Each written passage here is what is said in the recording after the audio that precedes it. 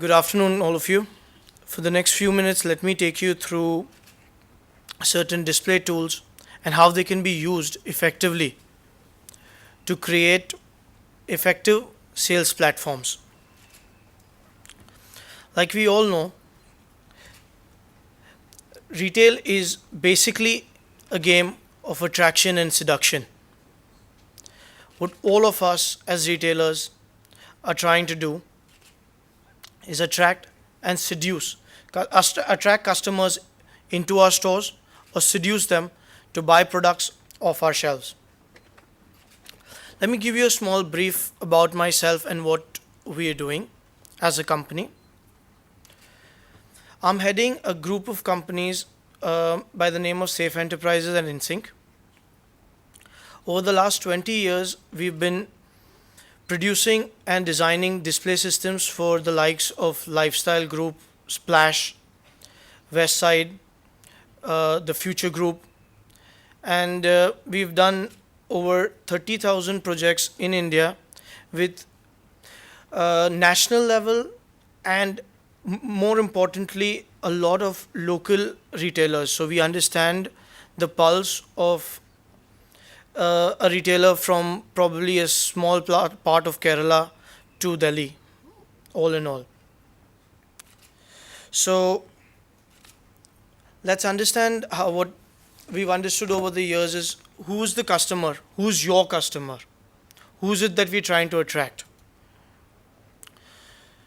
So in essence, today the customer that we are trying to attract is young, he's smart, he's social, and he's independent. He's got a lot of access to the internet. He's on Facebook and has a lot of access to knowing and understanding international trends. Either he's traveled or somebody around him has and has heard of what a Dubai Mall looks like. He's got a lot of choice in retail. We've got a number of brands coming up, not only brands but also about 90 to 95% of India is mom and pop retailing.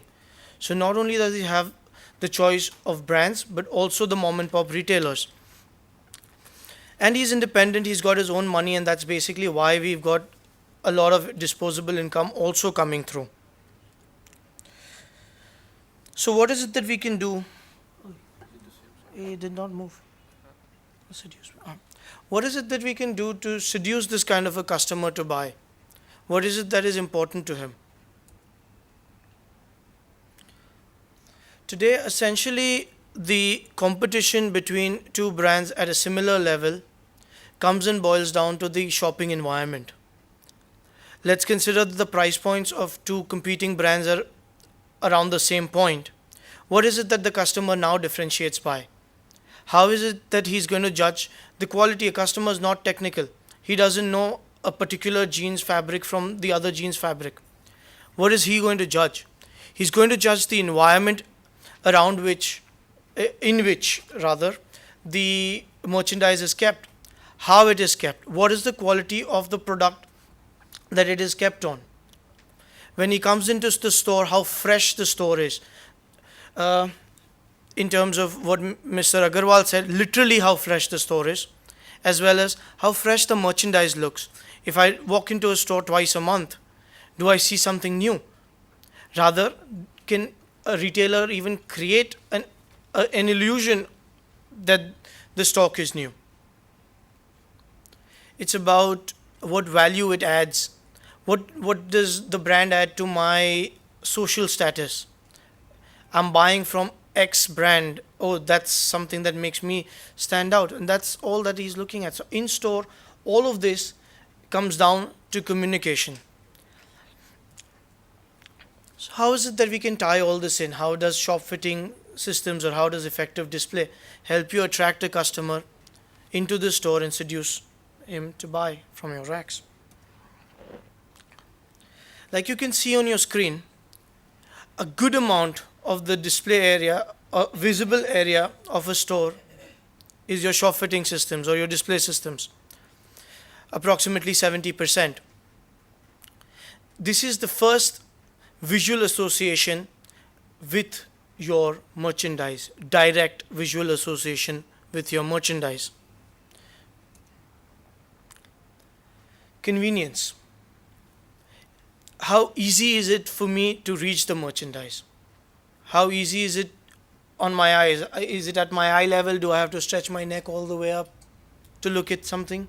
Can I pick it off the shelf myself, or does a salesman have to come and assist me in picking up the merchandise?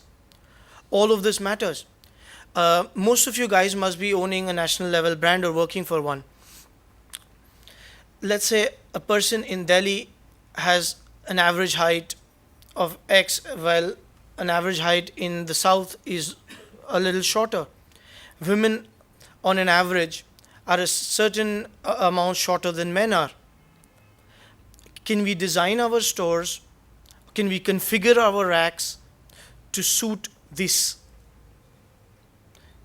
Can we design a store where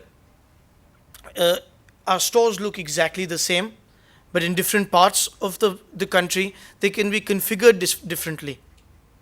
Do you have the tools to do that?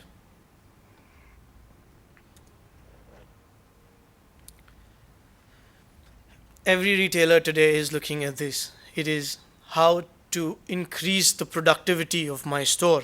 Amol, can you show me the VTrack? How to increase the productivity of the store. How to use my space more efficiently. How do I create a retail store which is not cluttered but still gives me more space than my traditional store does? What you're seeing on your screen is a display which is used on both sides. A customer can see it from both sides. It's in the center of the store. At the same time, if you see the front view of it, it is not a cluttered view. Not the other one. Yeah. No, the other one. The four-sided one.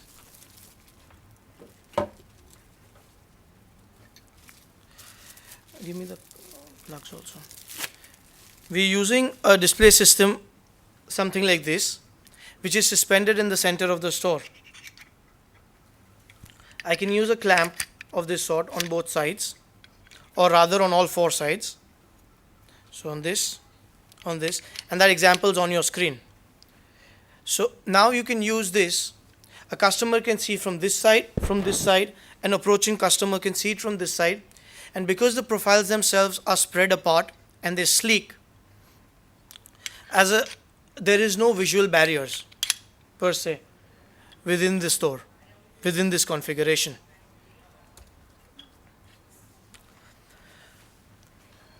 If you see this store, that's an example of exactly what I just said.